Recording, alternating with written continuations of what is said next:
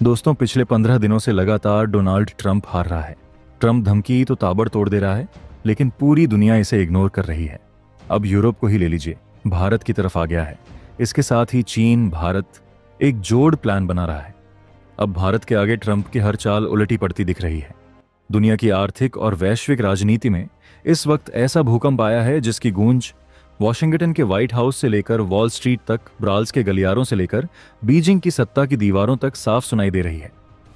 दशकों से जिस डॉलर की ताकत के दम पर अमेरिका पूरी दुनिया को अपनी शर्तों पर नचाता रहा, आज वही डॉलर पहली बार कटघरे में खड़ा दिखाई दे रहा है। और सबसे हैरान करने वाली बात यह है कि इस पूरी कहानी के केंद्र में कोई युद्ध, कोई मिसाइल या कोई सैन्य टकराव नहीं है। इस बार कहानी के केंद्र में है भारत। दोस्तों, यह कोई साधारण आर्थिक खबर नहीं है और न ही इसे सिर्फ रुपए, डॉलर या आयात निर्यात के चश्मे से देखा जाना चाहिए, क्योंकि असल में यह खबर उस वैश्विक शक्ति संतुलन के खिसकने की है जिसे बीते 7 से 8 दशकों से लगभग स्थायी सच मान लिया गया था। यह वही व्यवस्था थी जिसमें अमेरिका केंद्र में था, डॉलर उसकी रीढ़ था और पूरी दुनिया उस रीढ़ी के सहारे खड़ी थी, चाहे वह खड़ी रहना चाहती हो या नहीं। द्वितीय विश्व युद्ध के बाद ब्रेटन वुड्स व्यवस्था से लेकर पेट्रो डॉलर सिस्टम तक अमेरिका ने बहुत धैर्य और चालाकी से डॉलर को सिर्फ मुद्रा नहीं रहने दिया, बल्कि उसे वैश्विक नियंत्रण का औजार बना दिया।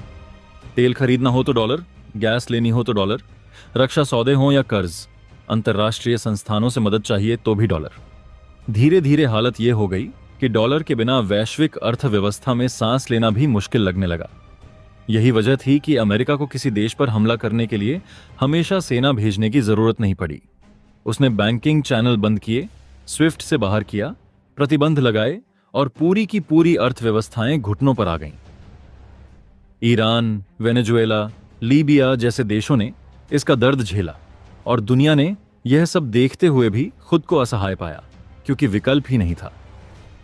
लेकिन इतिहास में हर साम्राज्य तब कमजोर पड़ता है जब उसके बनाए सिस्टम के विकल्प खड़े होने लगते हैं, और यहीं से भारत की भूमिका असाधारण बन जाती है। भारत ने न तो आक्रामक भाषण दिए, न अमेरिका को खुली चुनौती दी, न किसी मंच से डॉलर के खिलाफ युद्ध का ऐलान किया। भारत ने वह किया जो सबसे खतरनाक होता है, उसने विकल्प तैयार किए, और वह भी चुपचाप, चरणबद्ध और दीर्घकालिक सोच के साथ। पहला मोर्चा था स्थानीय मुद्राओं में व्यापार। भारत ने धीरे धीरे रूस, ईरान, यूएई, सऊदी अरब और कई एशियाई अफ्रीकी देशों के साथ यह बातचीत शुरू की कि व्यापार डॉलर में क्यों, जब हम अपनी मुद्राओं में भी लेन देन कर सकते हैं। शुरू में इसे प्रयोग कहा गया, सीमित बताया गया, लेकिन यही प्रयोग आज एक प्रवृत्ति बन चुका है।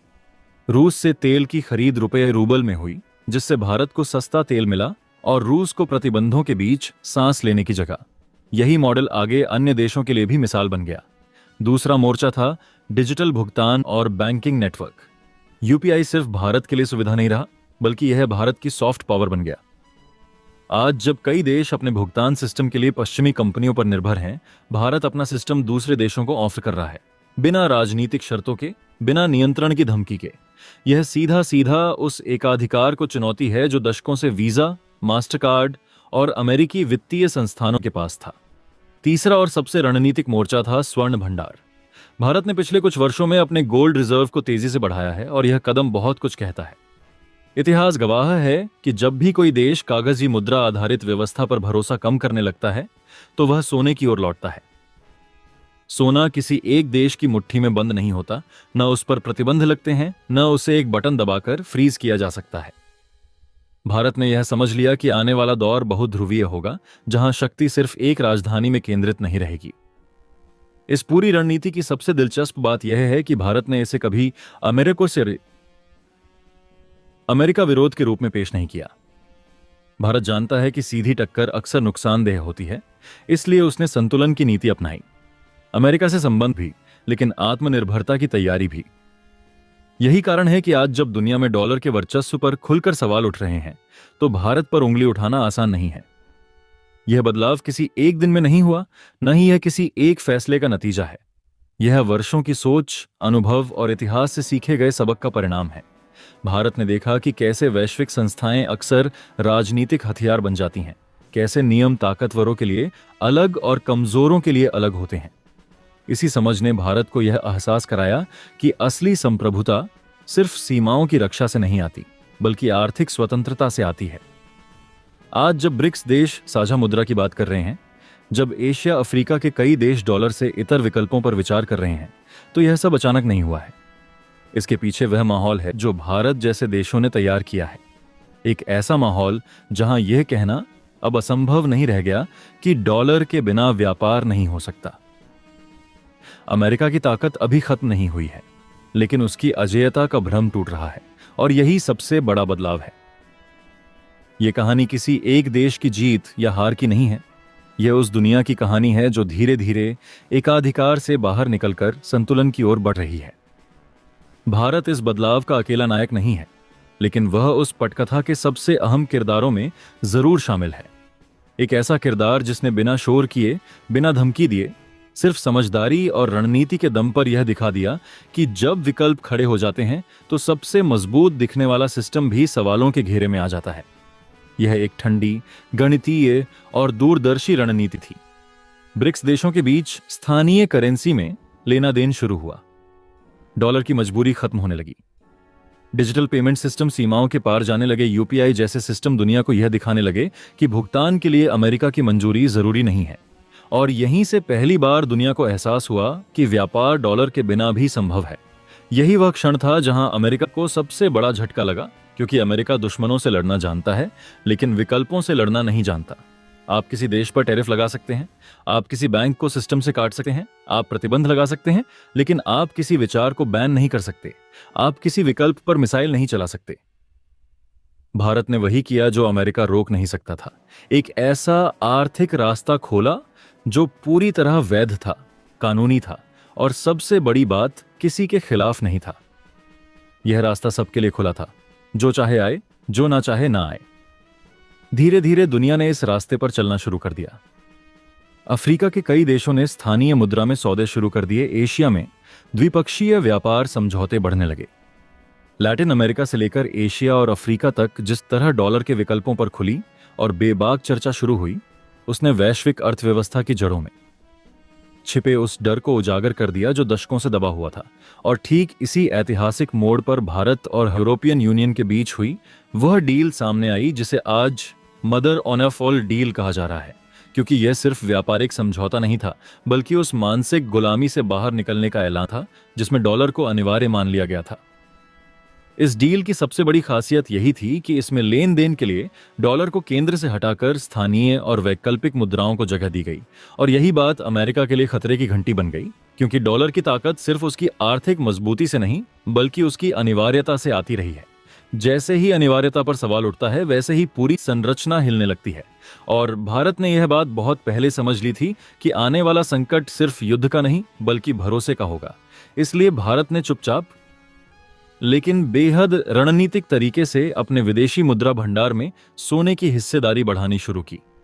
यह कदम सतह पर भले ही एक सामान्य आर्थिक निर्णय लगे, लेकिन असल में यह एक गहरा सुरक्षा कवच था, क्योंकि इतिहास गवाह है कि जब भी कागजी करेंसी पर भरोसा डगमगाता है, जब भी महाशक्तियां प्रतिबंधों, धमकियों और आर्थिक हथियारों का इस्तेमाल जरूरत से ज्यादा करने लगती हैं, तब दुनिया स्वाभाविक रूप से सोने की ओर लौटती है। सोना कोई नई खोज नहीं है, बल्कि सदियों पुराना वह भरोसा है जो साम्राज्यों के पतन और उदय दोनों का साक्षी रहा है। भारत ने इसी ऐतिहासिक अनुभव से सीख लेते हुए खुद को पहले से तैयार किया। जैसे जैसे डॉलर पर भरोसा कमजोर होने लगा, जैसे जैसे दुनिया ने यह महसूस किया कि एक ही मुद्रा पर निर्भर रहना आर्थिक आत्महत्या जैसा है, वैसे वैसे सोने की कीमतें आसमान छूने लगीं। और भारत इस उछाल के लिए पहले से तैयार खड़ा था। यह संयोग नहीं था, बल्कि रणनीति थी। और यह संकेत अमेरिका के लिए बेहद साफ था कि दुनिया अब धीरे धीरे डॉलर के इर्द गिर्द घूमने वाली उस एक ध्रुवीय कक्षा से बाहर निकल रही है जिसे कभी अटल माना जाता था। इस बदलाव का सबसे दिलचस्प पहलू डर से भरोसे की यात्रा है। पहले दुनिया डर के कारण डॉलर का इस्तेमाल करती थी, क्योंकि विकल्प अपनाने की कीमत बहुत भारी होती थी। प्रतिबंध, आर्थिक दबाव, संस्थागत ब्लैकमेल। लेकिन अब वही दुनिया भरोसे के आधार पर विकल्प अपना रही है, क्योंकि उसे लगने लगा है कि विकल्प मौजूद हैं और वे काम कर सकते हैं। यही वह बिंदु है जहां अमेरिका और भारत के मॉडल में मूलभूत फर्क साफ दिखाई देता है। अमेरिका का मॉडल लंबे समय तक मेरी शर्तें मानो वरना नुकसान उठाओ पर टिका रहा। जबकि भारत का उभरता मॉडल है साथ चलो, फायदा उठाओ। इसमें कोई धमकी नहीं, कोई जबरन थोपा गया एजेंडा नहीं, बल्कि साझा हितों और आपसी सम्मान की बात है। और यही फर्क दुनिया ने महसूस किया है, क्योंकि जब कोई देश बार बार धमकी देता है तो दुनिया उससे डरती जरूर है, लेकिन भरोसा नहीं करती। और जब भरोसा टूटता है तो सिर्फ रिश्ते नहीं बल्कि पूरा सिस्टम हिलने लगता है। आज हालात यह हैं कि दुनिया बहुध्रुवीय हो चुकी है। एक ही ताकत का युग ढल रहा है और कई ताकतों के संतुलन का नया अध्याय लिखा जा रहा है। इस नए संतुलन में भारत कोई शोर मचाने वाला या मसल फ्लेक्स करने वाला खिलाड़ी नहीं, बल्कि एक स्थिर, भरोसेमंद और दूरदर्शी स्तंभ बनकर उभरा है। भारत ने यह बदलाव बिना युद्ध के किया, बिना एक भी गोली चलाए, बिना मिसाइल दागे, बिना सैन्य अड्डे फैलाए। यह एक शांत लेकिन बेहद गहरी आर्थिक क्रांति है। ऐसी क्रांति जो अचानक सुर्खियों में नहीं आती, लेकिन दशकों तक इतिहास की दिशा बदल देती है। आने वाले समय में जब इतिहास की किताबें लिखी जाएंगी तो शायद इसे उस दौर के रूप में याद किया जाएगा जब दुनिया ने पहली बार खुलकर यह सवाल पूछा कि क्या वैश्विक अर्थव्यवस्था सिर्फ एक देश की मुद्रा के सहारे चलनी चाहिए। और इस सवाल का जवाब धीरे धीरे लेकिन लगातार नहीं की ओर बढ़ा। यह सवाल नहीं है कि डॉलर खत्म होगा या नहीं, असली सवाल यह है कि क्या दुनिया सिर्फ डॉलर पर निर्भर रहेगी। और अब इसका जवाब काफी हद तक साफ होता जा रहा है कि दुनिया विकल्प चाहती है, संतुलन चाहती है। और भारत ने यही पेश किया। भारत ने दुनिया को डर नहीं दिया, भारत ने दुनिया को विकल्प दिया। और यही बात अमेरिका को सबसे ज्यादा बेचैन कर रही है, क्योंकि कैमरों के सामने भले ही मुस्कुराहट हो, साझेदारी और दोस्ती की बातें हों, लेकिन बंद कमरों में उस बेचैनी की गूंज साफ सुनाई देती है जो वॉशिंगटन में सबसे ज्यादा महसूस की जा रही है। क्योंकि जिस सिस्टम पर अमेरिका ने दशकों तक अपनी ताकत, अपना प्रभाव और अपना वर्चस्व खड़ा किया था, उसी सिस्टम की ईंटें अब धीरे धीरे ढीली पड़ने लगी हैं। और यह ढीलापन किसी एक देश की साजिश का नतीजा नहीं, बल्कि उसी मॉडल की सीमा है जो डर और दबाव पर टिका हुआ था। भारत ने यह साबित किया कि 21वीं सदी की असली ताकत टैंकों और फाइटर जेट्स में नहीं, बल्कि भरोसे, विकल्प और आर्थिक समझदारी में है। और यही वजह है कि यह पूरी प्रक्रिया किसी विस्फोट की तरह नहीं, बल्कि एक गहरी, शांत और ऐतिहासिक हलचल की तरह आगे बढ़ रही है, जो दिखती कम है लेकिन असर बहुत दूर तक छोड़ने वाली है।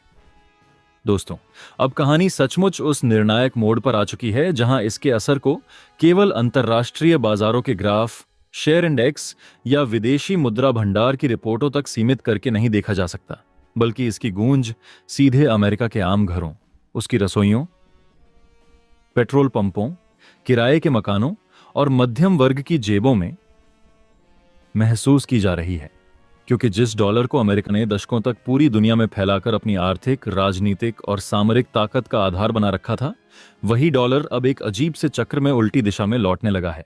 और यह वापसी किसी विजयी साम्राज्य की तरह नहीं, बल्कि एक ऐसे बोझ की तरह हो रही है जिसे संभालना खुद अमेरिका के लिए मुश्किल होता जा रहा है। अर्थशास्त्र का एक बुनियादी और निर्विवाद नियम है कि जब किसी भी वस्तु की आपूर्ति उसकी वास्तविक मांग से कहीं अधिक हो जाती है और लोग उस वस्तु पर भरोसा करना या उसका इस्तेमाल कम करने लगते हैं, तो उसकी कीमत धीरे धीरे लेकिन निश्चित रूप से गिरने लगती है। और आज यही नियम डॉलर पर लागू होता हुआ दिखाई दे रहा है।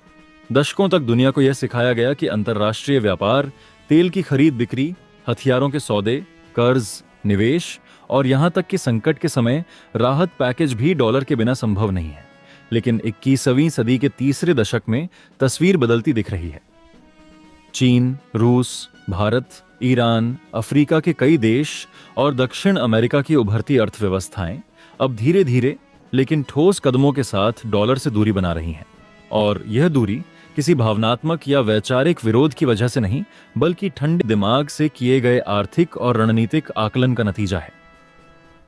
पहली बार दुनिया ने खुले तौर पर यह महसूस किया है कि डॉलर कोई ईश्वरीय व्यवस्था नहीं है, बल्कि एक मानव निर्मित सिस्टम है जिसे बदला जा सकता है, चुनौती दी जा सकती है और विकल्पों से प्रतिस्थापित भी किया जा सकता है। देशों ने यह समझना शुरू कर दिया है कि व्यापार अपनी अपनी स्थानीय मुद्राओं में भी किया जा सकता है। भुगतान के लिए अमेरिकी बैंकों या न्यूयॉर्क के क्लियरिंग सिस्टम की जरूरत अनिवार्य नहीं है और लेन देन बिना अमेरिकी निगरानी, दबाव या राजनीतिक शर्तों के भी संभव है। ब्रिक्स देशों ने इस दिशा में एक ऐसा वैकल्पिक ढांचा खड़ा करना शुरू कर दिया है जिसमें लोकल करेंसी सीधे एक दूसरे के बैंकिंग सिस्टम से जुड़ रही है, जहां ना डॉलर की मजबूरी है, ना स्विफ्ट सिस्टम से बाहर किए जाने का डर और ना ही अमेरिकी प्रतिबंधों की तलवार हर समय सिर पर लटकती रहती है। यह बदलाव धीरे धीरे हो रहा है, लेकिन इसका असर गहरा और दूरगामी है, क्योंकि जब कोई देश डॉलर का इस्तेमाल छोड़ता है तो वह केवल एक मुद्रा नहीं छोड़ता, बल्कि वह अमेरिका की उस शक्ति को भी चुनौती देता है जो उसने डॉलर के माध्यम से पूरी दुनिया पर स्थापित कर रखी थी। अमेरिका को लंबे समय तक यह भ्रम रहा कि उसकी आर्थिक दादागिरी हमेशा चलेगी, कि उसकी मुद्रा इतनी मजबूत है कि दुनिया के पास कोई विकल्प नहीं है। लेकिन उसे यह अंदाजा नहीं था कि भारत जैसे देश चुपचाप बिना शोर मचाए उन ईंटों को एक एक करके निकाल रहे हैं जिन पर डॉलर का पूरा महल खड़ा था। भारत ने रूस से तेल की खरीद रुपए और अन्य माध्यमों से करके यह दिखाया कि ऊर्जा सुरक्षा के लिए डॉलर ही एकमात्र रास्ता नहीं है। चीन ने युआन में व्यापार को बढ़ावा दिया, रूस ने अपने संसाधनों को डॉलर से मुक्त करने की रणनीति अपनाई, और अफ्रीका तथा दक्षिण अमेरिका के देशों ने भी क्षेत्रीय व्यापार में स्थानीय मुद्राओं को प्राथमिकता देना शुरू कर दिया। इसका नतीजा यह हुआ कि जो डॉलर कभी दुनिया के बाहर घूमता रहता था, विदेशी भंडारों में जमा रहता था और अंतर्राष्ट्रीय व्यापार को सुचारू रूप से चलाता था, वह अब धीरे धीरे अमेरिका वापस लौटने लगा।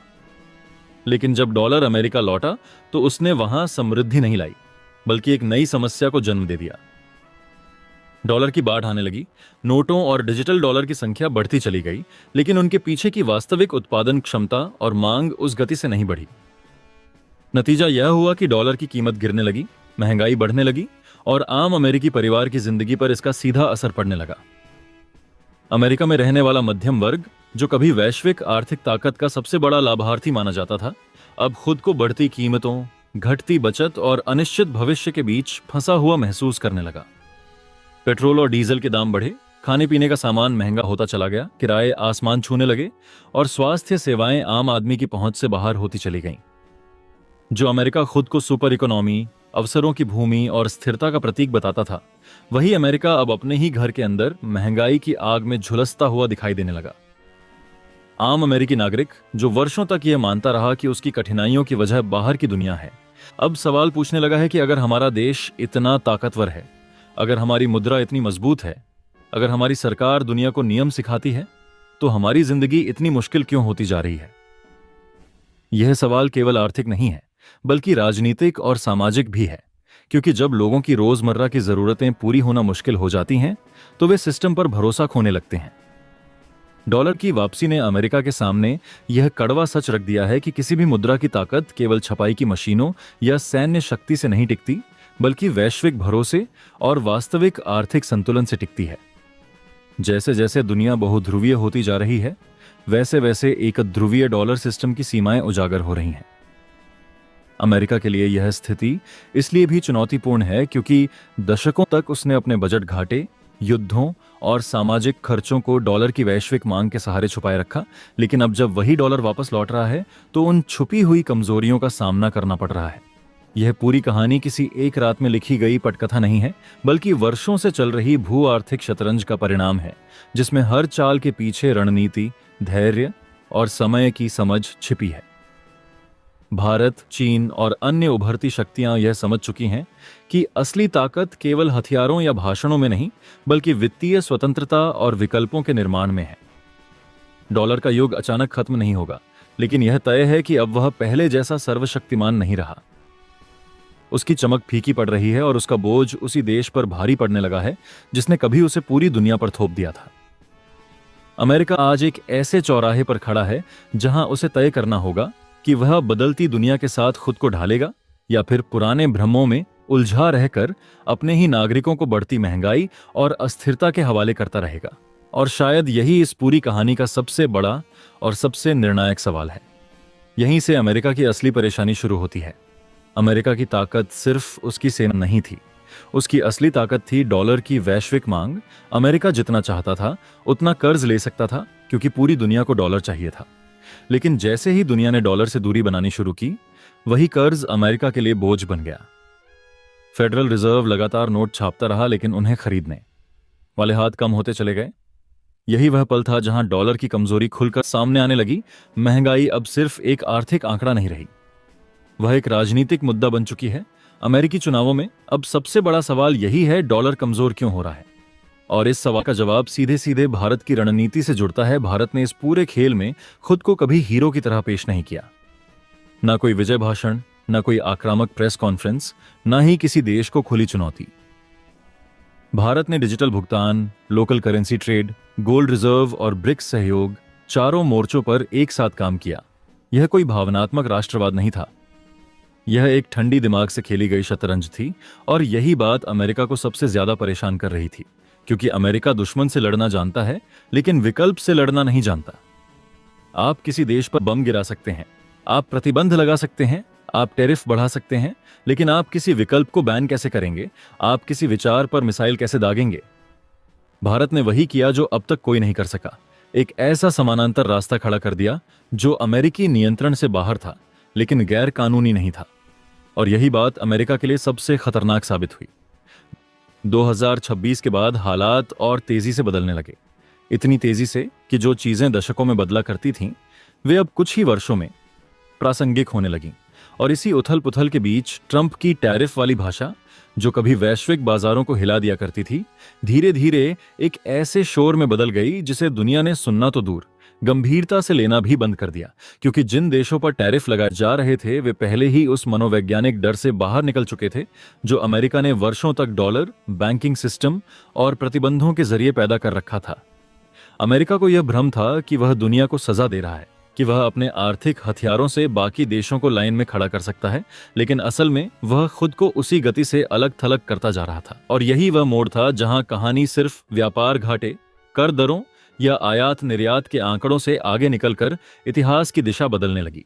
सबसे दिलचस्प बात यह रही कि भारत ने कभी अमेरिका को दुश्मन घोषित नहीं किया, न कोई खुले मंच पर टकराव, न कोई उग्र बयानबाजी, न कोई वैचारिक युद्ध। भारत ने बस अपनी राह बनाई, अपनी प्राथमिकताएं तय की और बाकी दुनिया को यह आजादी दी कि अगर चाहो तो साथ चलो और अगर नहीं तो भी कोई दबाव नहीं, कोई धमकी नहीं, कोई सजा नहीं। और यही वजह थी कि यह टकराव किसी पारंपरिक युद्ध जैसा नहीं दिखा। न टैंक चले, न मिसाइलें दागी गईं, न शहर खंडहर बने, लेकिन असर किसी विश्व युद्ध से कम नहीं था, क्योंकि यह एक ऐसा आर्थिक भूकंप था जिसकी दरारें पहले दिखी नहीं, फिर अचानक हर महाद्वीप पर महसूस होने लगी। और जब तक अमेरिका को इसकी गहराई का एहसास हुआ तब तक बहुत देर हो चुकी थी, क्योंकि इतिहास गवाह है कि जब दुनिया एक बार यह समझ जाती है कि वह आजाद हो सकती है, कि वह किसी एक शक्ति के इशारों पर नाचने के लिए मजबूर नहीं है, तो उसे दोबारा जंजीरों में बांधना लगभग नामुमकिन हो जाता है। भारत ने दुनिया को यह एहसास दिलाया कि बिना डॉलर के भी सांस ली जा सकती है, कि बिना डॉलर के भी व्यापार किया जा सकता है, कि ऊर्जा, हथियार, टेक्नोलॉजी और कच्चे माल की खरीद फरोख्त किसी एक करेंसी की बंधक नहीं है। और सबसे अहम यह कि बिना किसी सुपर पावर की इजाजत के भी अपने भविष्य को सुरक्षित किया जा सकता है। और यही वह क्षण था जहां अमेरिका की करीब 80 साल पुरानी दादागिरी सिर्फ कमजोर नहीं हुई, बल्कि धीरे धीरे अप्रासंगिक होने लगी। क्योंकि अब यह कहानी सिर्फ बैंकिंग या करेंसी तक सीमित नहीं रह गई थी, अब यह सीधा वैश्विक सत्ता संतुलन की रीढ़ पर वार कर रही थी।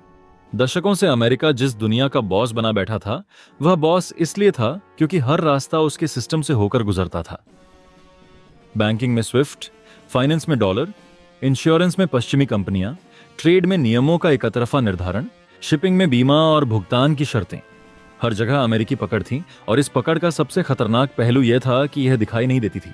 यह हथकड़ी की तरह थी जो चमकदार दस्तानों में छुपी रहती थी, लेकिन भारत ने सबसे पहले इसी पकड़ को ढीला किया, बिना शोर मचाए, बिना दुश्मनी दिखाए, बिना यह घोषणा किए कि वह किसी को चुनौती दे रहा है। बस अपने लिए दरवाजे खोले, अपने सिस्टम को लचीला बनाया, अपने व्यापार को बहुमुद्रा में फैलाया, अपने साझेदारों को यह भरोसा दिया कि यहां नियम अचानक नहीं बदलेंगे। और दुनिया ने देखा कि ये दरवाजे सिर्फ भारत के लिए नहीं बल्कि उनके लिए भी खुल सकते हैं। अफ्रीका से लेकर लैटिन अमेरिका तक, मध्य एशिया से लेकर दक्षिण पूर्व एशिया तक, उन देशों ने जिनके पास संसाधन थे लेकिन विकल्प नहीं थे, पहली बार महसूस किया कि वे अपने सौदे खुद तय कर सकते हैं, कि उन्हें हर बार वॉशिंगटन या न्यूयॉर्क की तरफ देखने की जरूरत नहीं है।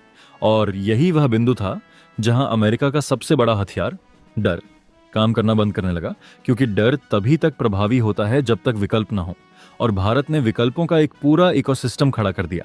यह प्रक्रिया रातों रात नहीं हुई, यह किसी एक समझौते या किसी एक सम्मेलन का नतीजा नहीं थी।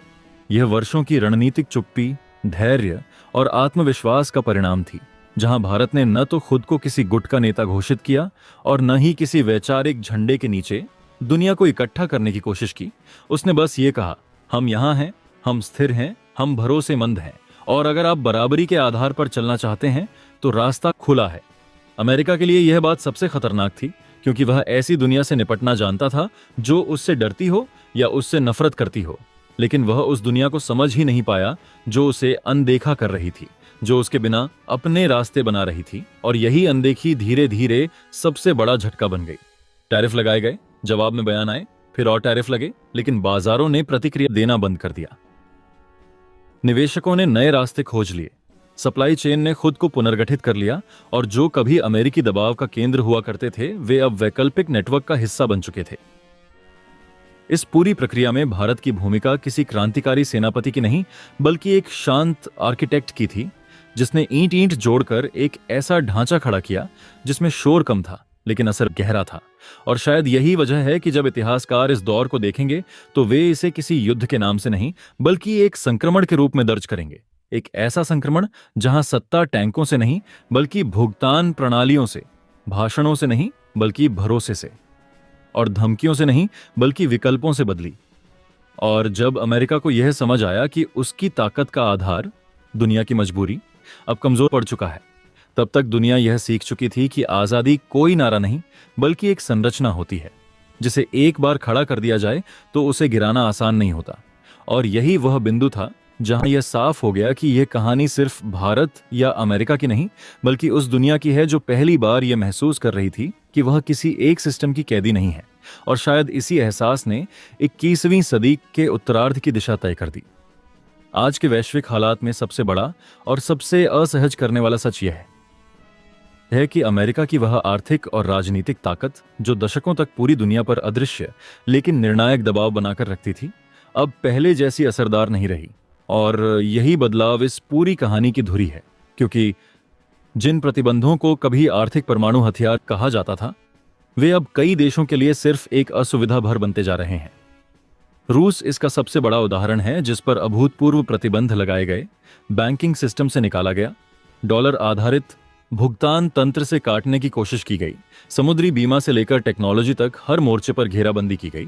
लेकिन इसके बावजूद रूसी तेल बाजार से गायब नहीं हुआ, बल्कि नए रास्तों, नए खरीदारों और नई मुद्राओं के साथ और ज्यादा चतुराई से दुनिया में घूमने लगा। भारत, चीन और कई एशियाई व अफ्रीकी देशों ने यह दिखा दिया कि ऊर्जा की जरूरतें किसी एक देश की राजनीतिक इच्छा से तय नहीं की जा सकती। और यही कहानी ईरान के साथ भी दोहराई जा रही है, जहां दशकों के दबाव के बावजूद व्यापार पूरी तरह रुका नहीं, बल्कि अनौपचारिक, वैकल्पिक और स्थानीय तंत्रों के जरिए चलता रहा, जिससे यह साफ हो गया कि अमेरिका की आर्थिक लाठी अब पहले की तरह सिर पर नहीं पड़ती, बल्कि हवा में घूमती ज्यादा दिखाई देती है। और इसी बदलाव ने दुनिया को यह सोचने पर मजबूर कर दिया है कि क्या वाकई डॉलर और प्रतिबंधों का युग अपने चरम से नीचे उतरने लगा है। इसी संदर्भ में भारत की भूमिका अचानक नहीं, बल्कि स्वाभाविक रूप से उभरती है, क्योंकि भारत ने न तो खुलेआम किसी व्यवस्था को चुनौती दी और न ही किसी ब्लॉक का झंडा उठाया, बल्कि उसने चुपचाप, धैर्य के साथ और बेहद व्यावहारिक सोच के तहत विकल्प तैयार किए।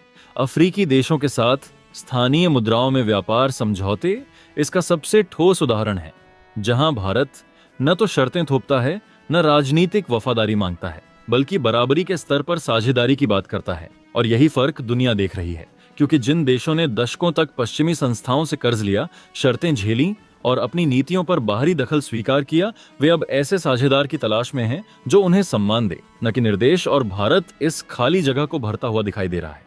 यही कारण है कि आज वैश्विक चर्चाओं में भारत का जिक्र सिर्फ उभरती अर्थव्यवस्था के तौर पर नहीं, बल्कि एक सिस्टम के तौर पर हो रहा है।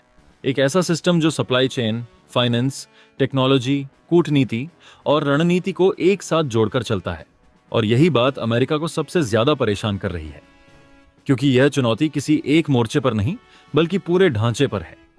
अमेरिका की संसद के भीतर बढ़ती बेचैनी इसी का संकेत है, जहां अब खुले तौर पर यह सवाल उठने लगे हैं कि क्या ट्रंप युग की आक्रामक और दंडात्मक नीतियों ने अमेरिका की दीर्घकालिक विश्वसनीयता को नुकसान पहुंचाया है? क्या हर समस्या का समाधान प्रतिबंधों में ढूंढने की आदत ने दुनिया को अमेरिका से दूर तो नहीं धकेल दिया? और क्या सहयोगियों को भी दबाव में रखने की रणनीति ने अंततः वैकल्पिक ध्रुवों के निर्माण को तेज तो नहीं कर दिया? क्योंकि जब दोस्त भी डर के बजाय विकल्प तलाशने लगे, तो वह ताकत स्थायी नहीं रह जाती। ट्रंप की नीतियों पर उनकी अपनी पार्टी के भीतर उठता विरोध केवल आंतरिक राजनीति नहीं, बल्कि इस गहरे आत्ममंथन का संकेत है कि अमेरिका कहीं अपनी सबसे बड़ी पूंजी, भरोसे को तो नहीं गंवा रहा। और यहीं पर भारत का मॉडल अलग दिखाई देता है, क्योंकि भारत ने कभी खुद को सुपर पावर घोषित नहीं किया, न ही दुनिया को यह बताया कि वही नियम बनाएगा, बल्कि उसने यह दिखाया कि स्थिरता, निरंतरता और साझेदारी के जरिए भी प्रभाव बनाया जा